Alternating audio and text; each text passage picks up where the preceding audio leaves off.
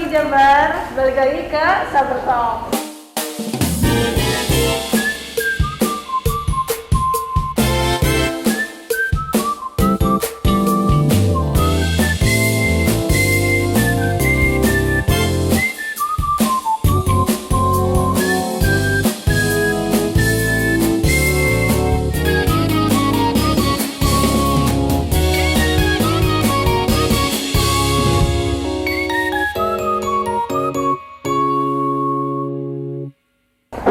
Kali ini kita main ke kantor KPID nih, tapi sebelum kita masuk ke acaranya, perkenalkan saya Dina dan rekan saya Uti. Siapa?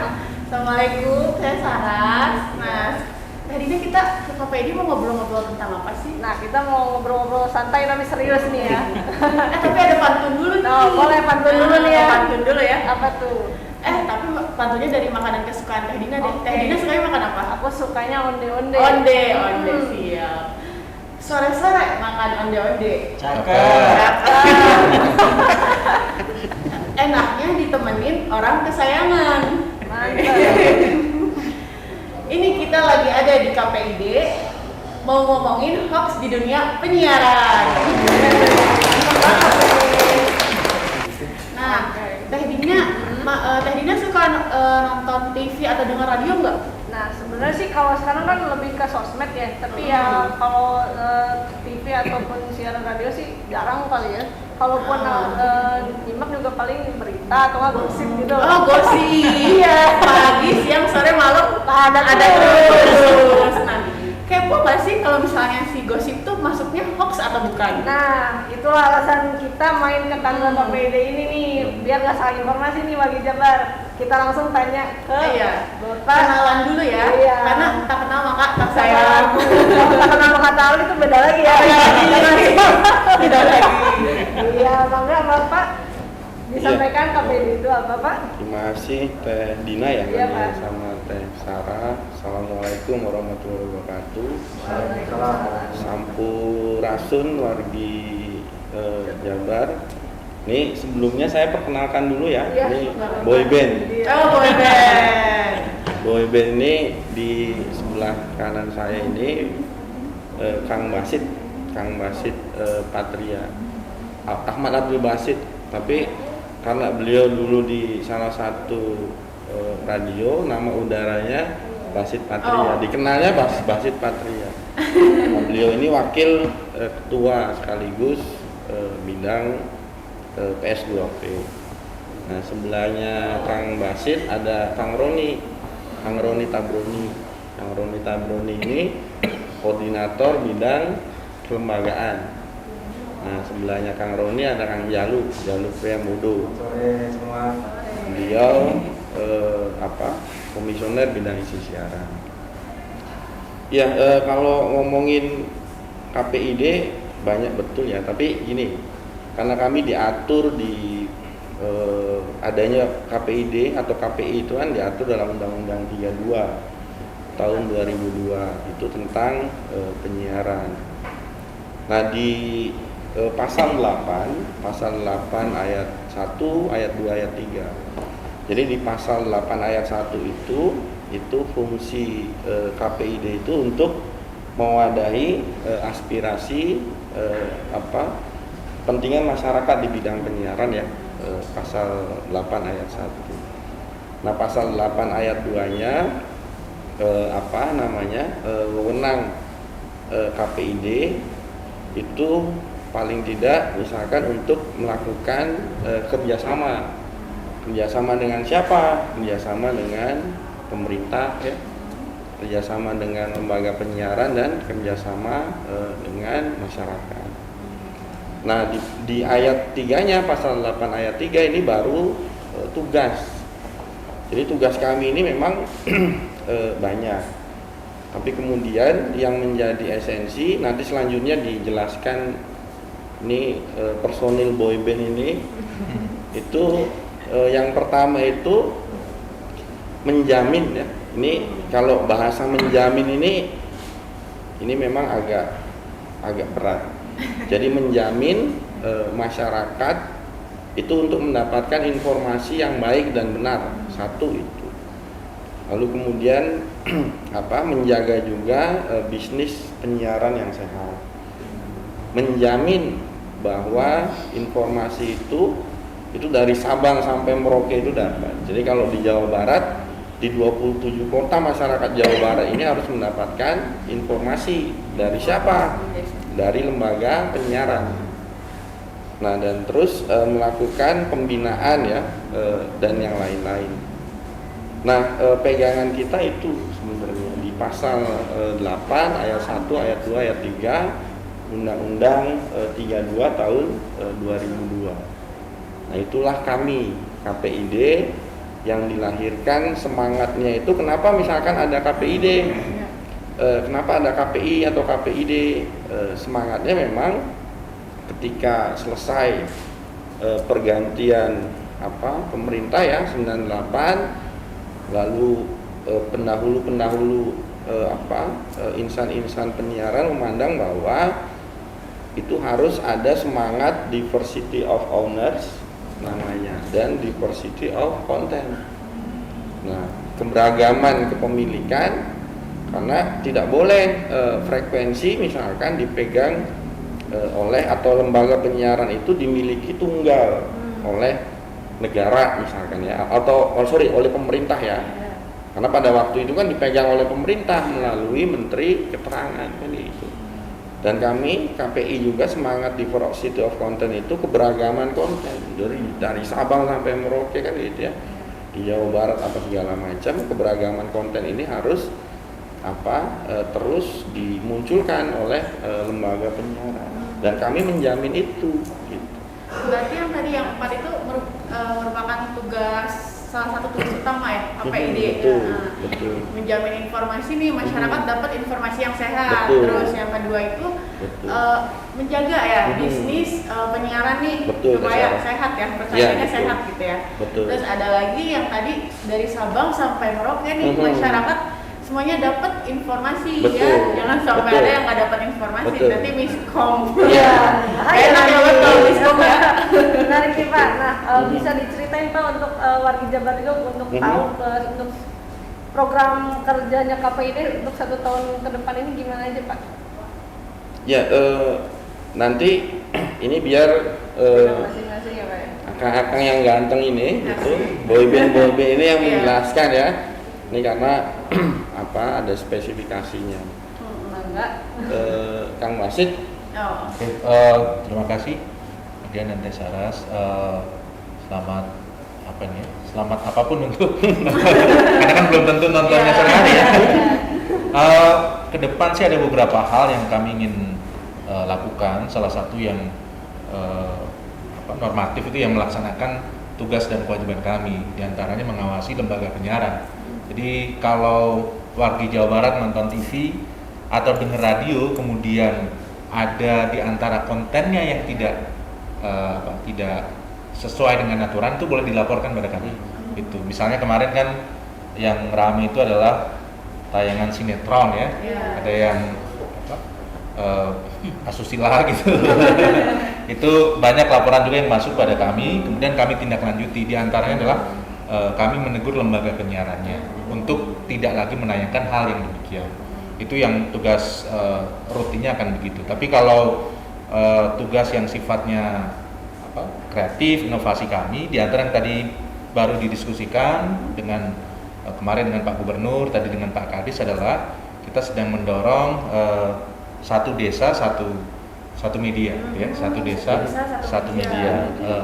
Jadi sekitar 5.000 desa di Jawa Barat ini ke depan pengen ada media, bentuknya bisa media penyiaran ataupun media yang lain. Apa semangatnya? Semangatnya adalah kita ingin mendorong bahwa literasi media di desa-desa itu tumbuh. Masyarakat tidak hanya sebagai penerima informasi pasif gitu ya. Kan selama ini kalau lihat TV cuma manggut-manggut gitu ya.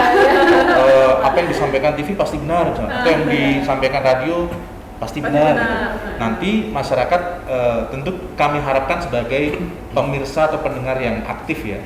Kalau memang yang disampaikan TV itu benar ya mungkin bisa disepakati, tapi kan TV dan radio pun tidak selalu benar kan. Ada potensi-potensi melakukan kesalahan, dan harapannya masyarakat aktif untuk bisa melaporkan dan juga menyampaikannya pada KPID gitu. Berarti nanti satu desa bakal punya satu media nih, gitu. Harapannya begitu, tentu bertahap ya, tidak bisa langsung 5.000 Iya, gitu. 5.000. Tapi mungkin kita akan mulai dulu dengan satu atau dua. Bagus banget ya programnya ya.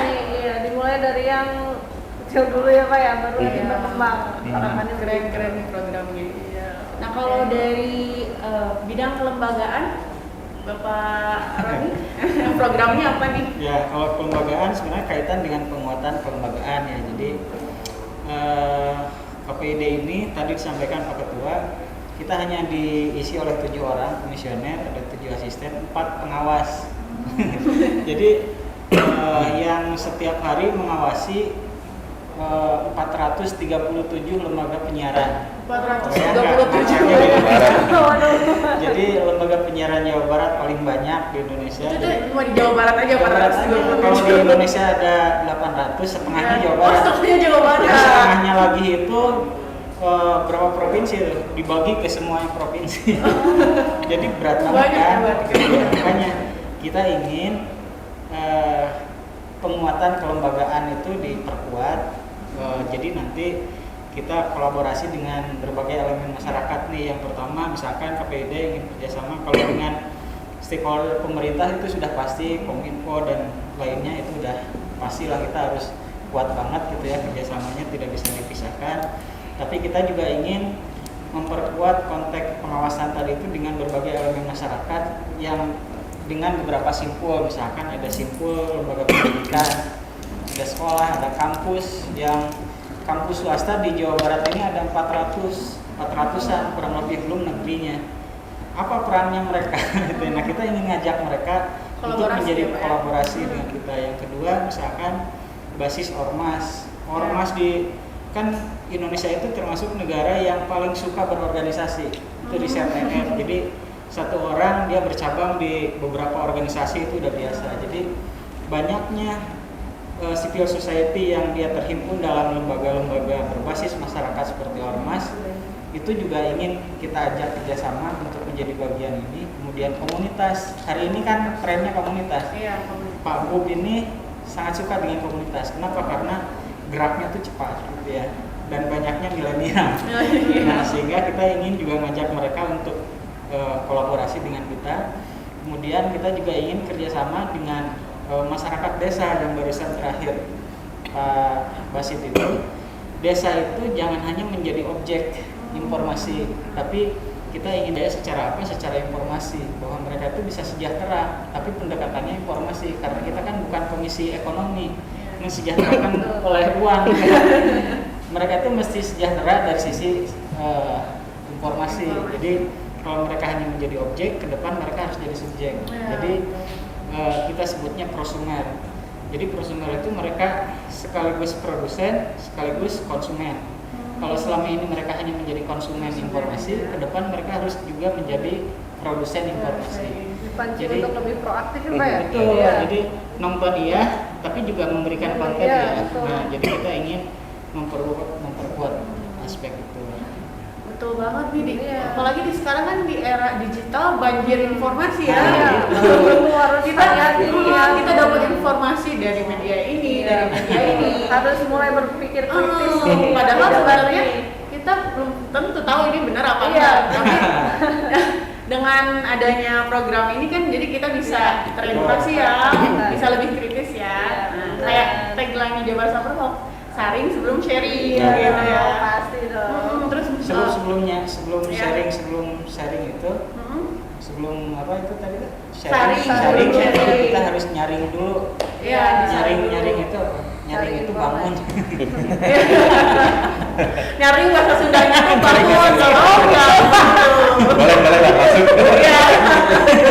Tapi ada satu mungkin menambahkan yang ini akan jadi hajat mungkin periode kami ini, kita akan menghadapi analog switch off. Jadi 2 November 2022 semua televisi yang warga Jawa Barat tonton ini akan beralih frekuensinya gitu. Oh ya. Yang sekarang misalnya nonton TV itu lewat menggunakan antena, nanti tetap menggunakan antena. Ya. Hanya saja ada teknologi yang harus ditambahkan gitu. Oh. Namanya set top box.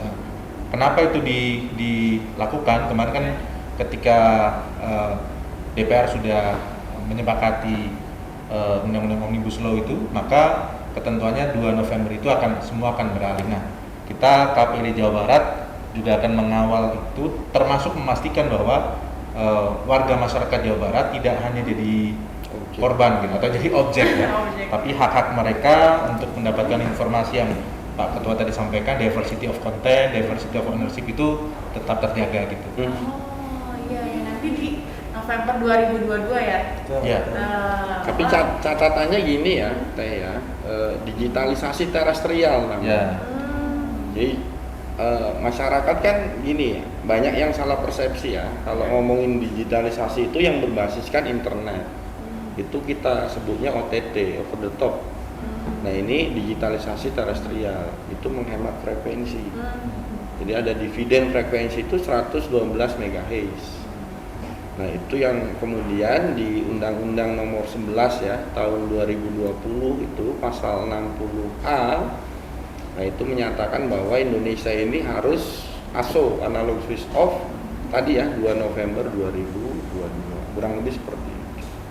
Jadi kalau sekarang misalnya di HP-nya masih loading aja tuh ya, loadingnya lama, itu ada dua kemungkinan kan, buffering itu kan, satu kuota habis, kedua karena kita masih internetnya belum kecepatan tinggi. Nah, untuk bisa internet kecepatan tinggi ada frekuensi yang harus digunakan. Nah, sekarang frekuensi itu masih dipakai TV nih. Jadi TV frekuensinya akan makin sedikit tapi cabangnya banyak. Nah, sisanya ini atau digital dividend yang Ketua tadi sampaikan itu akan digunakan untuk internet kecepatan tinggi agar warga tuh kalau akses apapun jadi cepat gitu lah sederhananya. 5G untuk 5G. Oh, betul 5G. Seru ya, nanti ya. siap-siap nih. Jadi nanti kalau orang nanya kenapa di luar negeri udah Cepet 4G, ya? 5G, kemudian udah sangat cepet, ya karena di kita frekuensinya masih dipakai TV. Nah nanti itu diambil frekuensinya dipakai untuk internet. Jadi kita nanti cepet banget tuh. Nanti nggak ada tuh loading nungguin gitu kok dibalas-balas. Ada kuota habis. Dan catatannya untuk warga Jabar gini ya, bahwa frekuensi itu milik publik. Awas nih ya. Jadi frekuensi itu milik masyarakat Jawa Barat. Kalau yang ada di Jawa Barat nih, sehingga masyarakat Jawa Barat itu berhak untuk menikmati frekuensi itu. Awas nih. Jadi masyarakat kan belum tahu nih ya. Oh, frekuensi itu milik hak masyarakat. Iya. Karena terbatas maka negara mengatur itu kan kayak gitu ya. Kenapa ada dividen misalkan? Karena ada penghematan frekuensi. Kalau analog sekarang itu misalkan satu televisi itu 8 MHz. Nah kalau ASO analog switch off itu 8 MHz itu untuk 12 stasiun televisi. Jadi makanya ada dividen dividen kelebihan frekuensi dari ASO itu 112. Menarik banget ya ini tentang ASO ini, analog switch off ini kan baru tahu gitu. Informasi juga ini buat bagi Jabar, bisa juga nanti kita bikin konten deh. Iya, makasih ya, tungguin ya. Soalnya menarik, nanti ASI juga menarik. Oh, ASI ada ASI. Banyak singkatannya ya. Nanti kita ulik lagi nanti. Sekarang kita ulik ini nih. Ada Bapak Jalil Priambodo ya dari bidang isi siaran. Nah, tadi belum ditanya nih programnya, kalau bidang isi siaran gimana Pak programnya? Ya, terima kasih Teh Sarah. Saras ya? Mengirim jagoan masukan saya dulu. Aduh. Bapak mungkin Bapak Jalil manusia milenium. Panji. Oh, Panji. Dan kita lagi. Jadi saya juga primus juga kan? Oh, primus. Dari pribumi muslim. Oh, primus. Kirain pria musola. Ya, jadi kalau di siaran itu ibaratnya seperti wasit dalam pertandingan sepak bola. Ya, kalau wasit itu kan ngeluarin kartu kuning ya, print, kartu kuning, kartu merah, kurang lebihnya dari mana keputusan kartu kuning, kartu merah itu dari bidang siaran. Nah, tapi kita juga tidak semena-mena ya, dalam memberikan hukuman juga ada punishment, ada reward juga. Jadi di bidang isi siaran itu pertama ya kita ada pembinaannya, dikasih tahu dulu mana yang benar dan salah. misalkan masalah hoax ya, apa sih yang menjadi ketentuan itu kita kasih tahu dulu dong, biar adil kan buat lembaga penyiaran. Baru setelah itu kalau ditemukan adanya pelanggaran baru kita kasih teguran, karena memang KPI itu berhak untuk mengeluarkan sanksi administratif berupa teguran, lalu kemudian juga penghentian siaran gitu. Nah terus kita juga memberikan award juga penghargaan, dan ini setiap tahun sudah dijadikan rutin ya. Di Jawa Barat itu ada awardnya nih, anugerah Pak, ya? penyiaran KPI. Itu setiap tahun kita mengapresiasi ke konten-konten yang menonjol gitu ya. Nah, kemarin tahun lalu karena lagi pandemi kita khusus tuh edisi khusus bahwa konten yang diapresiasi adalah iklan layanan masyarakat yang peduli dengan penanganan COVID. Kang Jalu agak sombong sedikit dong. Oh, Gimana? Boleh diceritain, Pak? KPID Award itu, KPI ya, dan KPID Award itu pertama kali pengagasnya itu Jawa Barat. KPID Jawa Barat. Oke, kita yang Pokoknya ya, Pak, ya? Pelopor. Jadi sekarang semua KPI, KPID se-Indonesia ada ya. Nah, mantap. Sebagai contoh juga ya, Pak. Sombong sedikit nggak apa-apa ya. Nggak apa-apa. Biar jadi semangat, Kita Pak. juga mau sombong. Yang Jawa Barat Hoax juga yang pertama Jawa Sama. Barat. Ikutin sama provinsi lain. Kita sama-sama jadi volunteer ya, Pak ya. Sombong amat. Sombong amat. yang Yang penting pertama, bagus, Pak. yang pertama kali kita bikin full prokes ya Pak Ketua ya. Iya. Prokes, jadi KPID yang lain masih ngikutin Jawa Barat, jadi ngadainnya di hotel, di mana gitu kan, disiarkan. Kita udah full prokes tuh kemarin tuh. Mudah-mudahan depan kalau kondisi membaik baru kita ngadain lagi lah ya. Normal. Tadi kemarin full prokes di outdoor. Tahun ini? Tahun kemarin yang tanggal kemarin berapa, itu Pak? akhir tahun. Desember. Oh, Desember. Wah, menarik banget ya. Ada awardnya. Iya. Ada, jadi komplit. Ada Punishment, ada award, edukasinya dulu, ada warningnya dulu, ada punishment, terus ada awardnya juga. Iya. Tuh. Nanti ada podcast buat Oh, podcast boleh. JSA masuk nominasi apa ya? JSA masuk nominasi. Nah ini lanjut nih. Nah tentang hoax nih Pak nih. Berarti kalau pengawasan berarti ke Bapak Jalu ya, kalau mau pengawasan. Ada pengawasan dari KPID untuk lembaga penyiaran yang dengan sengaja atau tidak sengaja menyebarkan hoax nih Pak, kayak gitu. Itu terus kalau misalnya pernah nggak kejadian kayak gitu? Ya. Biasanya begini, lembaga penyiaran itu ya, ini mereka kan punya kode etik jurnalistik juga ya. Jadi setiap lembaga penyiaran yang mereka menyiarkan berita itu biasanya ada dewan redaksi itu. Nah, jadi selama proses yang terjadi itu dilakukan dengan kode etik jurnalistik ya, itu di lembaga penyiaran biasanya itu akan terminimalisir sendiri tuh hoax itu. Karena itu kewajiban lembaga penyiaran itu wajib dia punya, apalagi kalau punya berita ya, yang punya segmen acara berita wajib dia punya dewan redaksi. Ya, dewan redaksi fungsinya adalah untuk mengkurasi semua informasi yang ada. Tapi kalau ditanya tadi apakah pernah? Pernah ternyata. Oh, pernah. Jadi munculnya itu bukan dalam tayangan lengkap ya, dalam reportase, tapi dalam bentuk breaking news biasanya kan. Kalau kita lihat di TV itu ada yang running text di bawah tuh. Nah ini pernah ada kejadian di tahun 2016 tuh ketika ada peristiwa pemboman ya di Palmerah itu, dia breaking newsnya ada bom di daerah Palmerah, terus ada di daerah-daerah lain, padahal cuma ada di satu tempat. Nah itu kita tegur itu dari KPI pusat yang menegur, karena yang melakukan itu adalah lembaga penyiaran nasional ya. Nah itu kena tegur pernah sekali, karena tidak hati-hati kan, mungkin karena breaking news sifatnya mereka ingin cepat jadi yang pertama, akhirnya jadi kelepasan tuh. Yang tadinya informasi menyebar di media sosial diterima begitu saja, padahal tidak pernah kejadian. Nah ini pernah kejadian, tapi sekarang mungkin hampir nggak ada ya tahun lalu atau tahun sekarang. Justru sebaliknya, media penyiaran itu, lembaga-lembaga siaran, karena tadi mereka kuat dalam reportase, justru jadi mereka yang bisa menyaring atau menangkal hoax. Oh, jadi lebih minim ya Pak ya? Betul. Kalaupun tadi kata Bapak ada running text gitu ya yang istilahnya beritanya tidak benar gitu kan Pak. Sebenarnya hukumannya itu berupa peringatan saja atau ada hal yang lain Pak? Nah, jadi kalau hukuman itu tadi ya ada namanya teguran. Teguran sekali. Kalau misalkan masih bandel, tegur lagi 2 kali. Kalau bandel lagi ya bisa dihentikan siarannya. Jadi bertahap. Kita pun juga pertama harus memastikan adil ya, itu melanggar. Gitu. Ada bukti kuatnya. Terus kita klarifikasi kalau perlu kan. Nah, ini kenapa kejadian? Nah, tapi kalau misalkan masih melanggar lagi, baru nanti ada hukuman yang lebih parah. Itu seperti itu. Berarti pernah ada ya kejadian itu di tahun 2016 di breaking news itu ya? Tapi kalau sekarang udah nggak ada ya? Sekarang udah nggak ada. Udah nggak ada.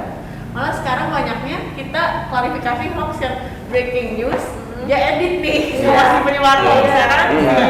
Teksnya jadi apa? Nah, ini nggak baca dan nggak nonton malah ya. Biasanya nggak baca dengan lengkap sih. Kan jadi masih dia ada fabricated content kan ya. TikTok itu salah satu modusnya adalah memotong konten siaran yang lengkap, dia potong, diambil. Iya. Ada yang dipotong itu ya Pak ya. Jadi ada informasi yang tidak lengkap tersampaikan gitu. Apakah bentuk teks, gambar atau video audio. Jadi statement panjang diambil sedikit yang menguntungkan dia itu dipublish. Nah, itu Bahaya banget itu. Kami mendorong kan sebenarnya sekarang tuh lembaga penyiaran tuh harusnya jadi verifikator hoax ya. Jadi ketika di medsos ada informasi yang belum tentu benar, salah satu untuk ngecek kebenaran itu ada di lembaga penyiaran, di TV ataupun di radio. Karena kalau TV sama radio itu dimanapun pasti terlembaga, dia punya susunan kepengurusan lah. Ada direkturnya, ada badan hukumnya, ada pemimpin redaksinya. Jadi kalau kita mau cari siapa yang bertanggung jawab jelas. Kan kalau medsos nggak semua begitu kan? Siapa yang punya kadang kita nggak tahu. Tapi juga kritik kami ke lembaga penyiaran itu adalah lembaga penyiaran jangan hanya mengamplifikasi apa yang ada di media sosial. Jadi mentang-mentang di medsos viral, kemudian disiarkan gitu. Padahal yang viral juga belum tentu benar kan gitu. Makanya ya dia harusnya melakukan proses-proses jurnalisme sesuai dengan ketentuan ya, tetap liputan, tetap verifikasi, cek dan dicek, baru kemudian disiarkan gitu. Menambahkan ya supaya wargi Jabar tahu kenapa KPID bisa memberikan sanksi kan kayak gitu ya. Nah karena ada amanat undang-undang tadi yang pasal 3 itu ya, yang pertama pasal 8 ayat 3 itu kan kami harus menjamin informasi yang layak dan benar sesuai hak asasi manusia, ini catatannya. Lalu kemudian ada namanya P3SPS, jadi pedoman perilaku standar program siaran. Nah itu ada pasal 22 ayat 2, jadi kurang lebih bunyinya gini. Pasal 22 ayat 2 itu bahwa media atau lembaga penyiaran itu menggunakan etika jurnalistik, harus berimbang apa segala macam. Nah, di kata akhirnya itu tidak boleh menyebarkan kebohongan. Nah, sehingga misalkan kalau ada kemudian lembaga penyiaran yang menyiarkan tentang hoax, itu sudah pasti kami tegur atau kami memberikan sanksi. Nah karena tadi ya ini nyambung hal yang menarik kalau kita ngomongin hoax. Kenapa sih kemudian ada hoax gitu ya? Jadi kalau Dina sama Teh Saras pernah baca post-truth ya? Tadi kita udah ngobrol ya sedikit ya. Itu kan buku itu diterbitkan di London tahun 2016. Nah di situ itu intinya itu bahwa kenapa ada hoax, kenapa orang menerima hoax, ya itu karena tidak ada informasi alternatif. Ya, ini catatan penting nih. Nah informasi alternatif, makanya pada konteks kan bingung ya. Pada konteks misalkan kalau belajar demokrasi itu kan banyak betul informasi. Tapi kemudian kenapa kemudian misalkan orang Inggris nulis buku kayak gitu? Nah karena apa namanya, kalau saya belajar tadi yang kita diskusi ya tadi sedikit, struktur otak manusia kan kayak gitu ya kan, saya jadi belajar struktur otak deh. Struktur otak manusia itu kan dibagi 3 ya. Jadi yang paling tinggi itu ada yang namanya struktur otak yang mengedepankan rasionalitas. Yang kedua itu ada yang mengedepankan perasaan dan emosi. Nah yang ketiga ini yang sangat berbahaya, namanya reptile brain, otak reptil. Jadi otak reptil ini yang mengedepankan insting, ya, lalu apa, marah, apa segala macam. Nah coba lihat berita-berita hoax. Kenapa misalkan apa namanya judulnya itu bombastis? Karena untuk memancing itu. Ini yang salah satu ciri hoax tuh yang bikin judul yang bombastis. Ini potensi kebinatangan. Nah, jadi gini teh, saya mau bilang nih sama wargi Jabar. Jadi siapapun wargi Jabar yang kemudian ikut serta tidak menyaring ya sebelum apa sharing itu diindikasikan wargi Jabar itu menggunakan reptile brain. Gitu. Iya langsung spontan gitu. Betul, spontan. Berarti sekarang ini hoax kan banyak ya Pak ya. Iya. Berarti masyarakat ini lebih mengedepankan si reptil brain. Dan itu catatan pancing penting emosi, ya. Kenapa kemudian manusia itu dikasih sama Tuhan kita masing-masing itu adalah apa mampu berpikir kan gitu ya, tidak seperti binatang. Karena kita misalkan harus mampu untuk melakukan rasionalisasi apapun yang kita temui kan gitu, termasuk informasi teh. Nah jadi jangan sampai dalam struktur otak manusia itu yang lebih dikedepankan itu reptile brain-nya, itu berbahaya kan itu. Iya bahaya. Ini provokasi sedikit nggak apa-apa ya. Edukasi sebenarnya ini. Jadi otak yang pertama tadi itu dalam konteks KPID ya, itu diposisikan di lembaga penyiaran. Ketika orang-orang menggunakan terpapar dan masuk ke otak ketiga, dia harus melakukan konfirmasi ke otak pertama kan yang rasional itu. Maka si lembaga penyiaran itu dia harus tadi jadi verifikator. Misalnya gini, Teh Dina dapat konten, jangankan hoax, meragukan lah. Meragukan itu kan bisa benar bisa salah. Tapi kan saya ragu. Gimana saya memastikan supaya tidak ragu konten ini benar atau tidak? Yang pertama kali harus terpikir adalah saya harus memverifikasinya. Masalahnya kan kemana ya? Jangan nanya ke temen, yang temennya juga bacanya medsos. Sama juga. Jadi hoaxnya ganda. Nah, yang harus terpikir adalah lembaga penyiaran. Kalau begini saya ragu, nanya ke radio. Nanti misalnya di WA, di telepon atau gimana, saya dapat info ini bener gak? Nah radio itu menjadi verifikator tadi itu. Nanyakan ke lembaga yang kredibel, misalkan kaitan COVID, pasti kan radio nanti konfirmasi ke Dinkes atau ke Satgas COVID. Nanti dapat feedback, nanti dari radio disampaikan ke publik. Jadi informasi terkait ini benar atau tidak? Bisa juga ngadu ke kita sih sebenarnya ke desa ya, di media sosial sebenarnya warga Jabar. Jadi jangan nanyanya ke medsos lagi. Nah ini kan jadi catatan penting ketika misalkan kenapa hoax itu banyaknya di platform media sosial. Kan kalau dalam risetnya Mastel ya, kalau pernah baca riset Mastel itu kan urutan pertama itu di Facebook, ya dan seterusnya. Nah kami KPI ya, KPID itu ada juga riset kan gitu ya, expose program isi siaran. Nah kan hoax ini kan sebenarnya kayak tadi Kang Jalu bilang ya, running text itu kan news, isinya itu kan informasi. Kalau ngomongin informasi itu data yang harus diolah dulu, kan kayak gitu ya. Nah kemudian ada beberapa media yang menayangkan running text itu. Nah, di expose KPI ya, yang kemudian dirilis bulan November 2020 kemarin, yang kemudian itu adalah penelitinya itu dari 11 kampus negeri ya seluruh Indonesia. Itu program yang kan rentangnya 1 sampai 4 nih, Teh Sarah sama Teh Zina. Nah, news ya, program news itu nilainya itu 3,25. Hampir 4 ya. Itu kurang 75 lagi, berarti hampir 4. Berarti kan tarafnya sudah bagus, baik kan kayak gitu ya. Yang paling rendah apa? Riset KPI. Coba tebak. Yang paling rendah. Ya, expose itu program isi siaran, coba tebak. Kalau nonton Tadi televisi. di awal disebut. Apa ya? Coba. Lupa sendiri. Tebak bisa nggak? So, Program siaran nih. yang paling jelek. rendah. Iya, Yang paling coba rendah. tebak. Gosip. Gosip. Dia nggak boleh. Iya. Nah, Nah, infotainment. Iya. Ya. Diamond. Nah itu, itu kan masuk hoax nggak Pak? Kalau gosip tuh Pak. Iya nih.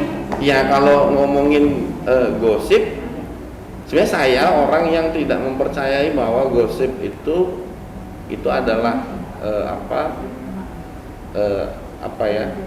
bagian dari produk jurnalistik.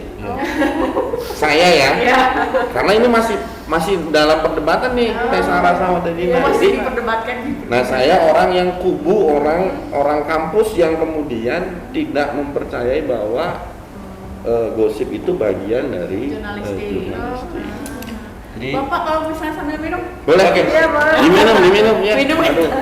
Ini Jadi kalau ngobrol siaran apa itu disinggung gosip, sebenarnya secara umum itu kan nama programnya infotainment ya. Iya. Infotainment.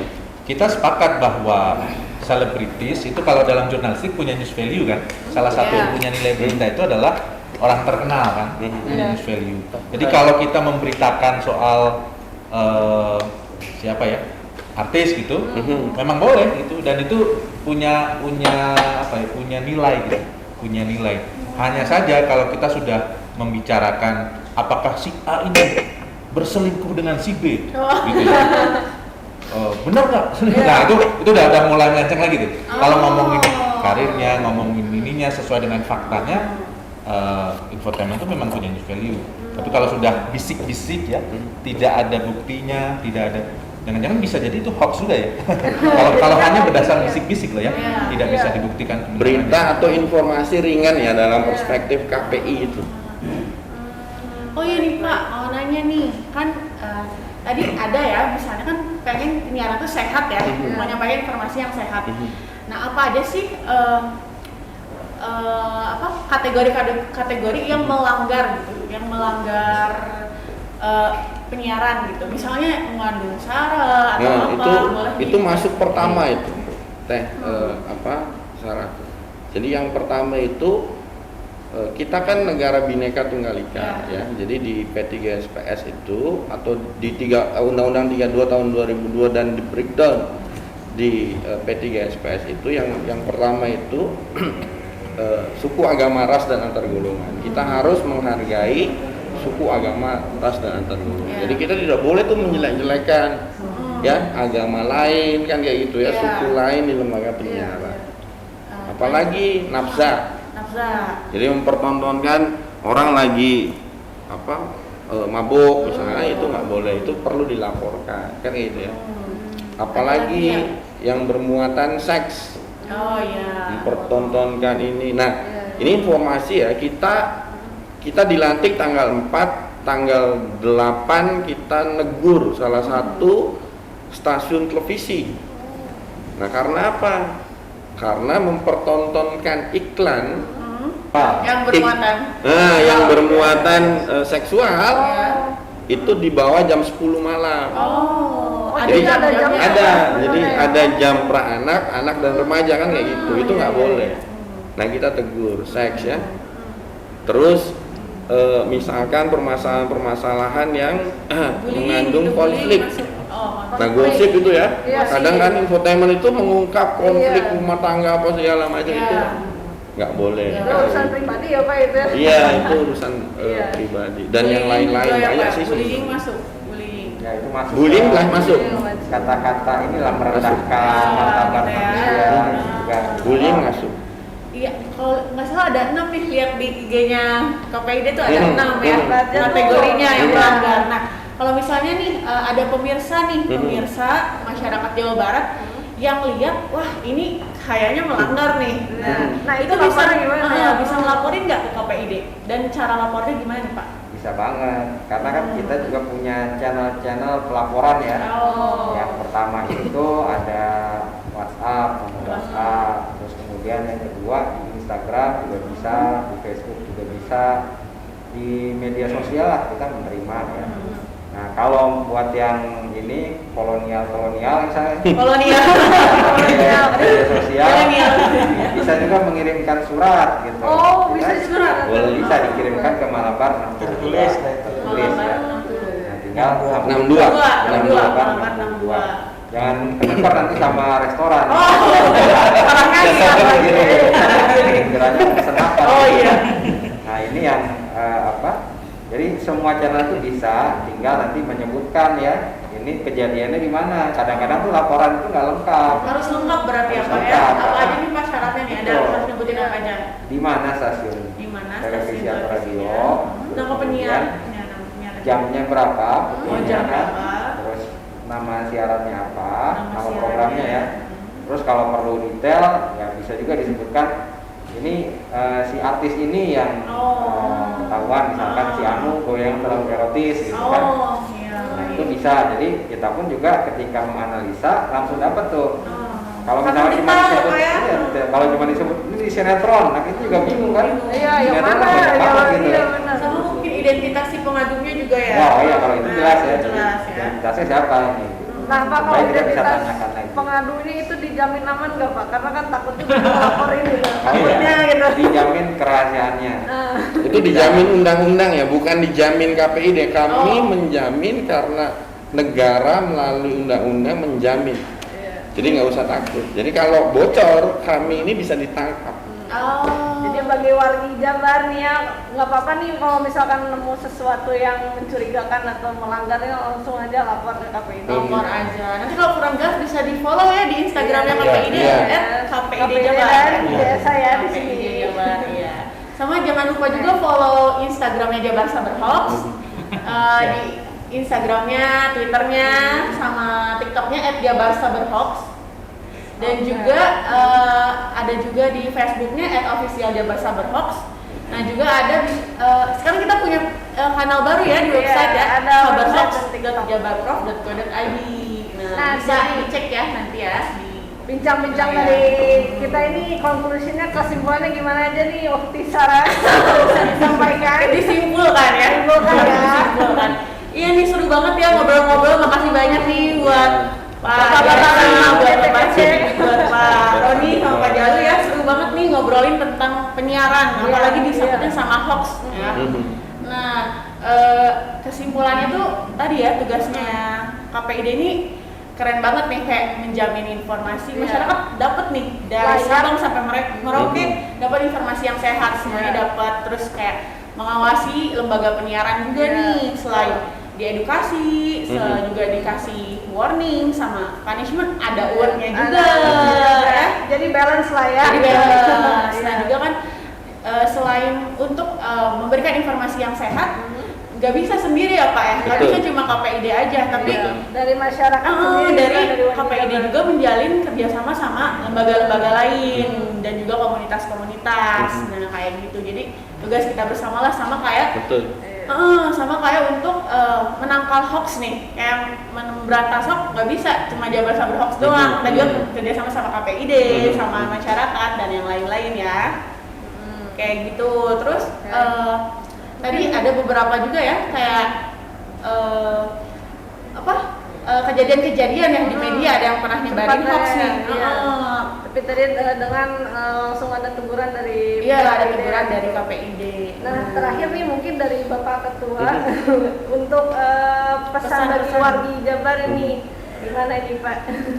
Ya, wargi Jabar di 27 kabupaten kota ya yang menonton acara Jabar Sabar Hoax ini, kami memohon ya. Jadi bukan meminta, ini sudah memohon. Jadi KPID memohon bahwa jelilah dalam menonton siaran atau mendengar siaran, karena ini implikasinya itu bukan pada orang tuanya tapi pada anak-anak. Kalau anak-anak nonton itu akan mengikuti perilaku apa yang ditonton, terutama anak-anak yang masih di bawah umur. Makanya kami memohon bersama-sama seluruh komponen masyarakat Jawa Barat dimanapun wargi berada, jadilah individu yang memiliki sensor mandiri. Nah, sehingga bisa menyaring program-program yang ditonton dan yang didengar. Karena kami ingin masyarakat Jawa Barat ini melihat dan mendengar tontonan yang sehat. Seperti itu. Sama banget, kita mau ngingetin juga nih kepada warga Jabar selalu saring sebelum sharing. Nah, untuk closing nih kita kan ada tagline ya Pak. Nanti kalau misalnya saya bilang Jabar hantam hoax gitu siap. ya. Ya kan? Kayaknya gini Pak. Siap dulu. Siap. Oke.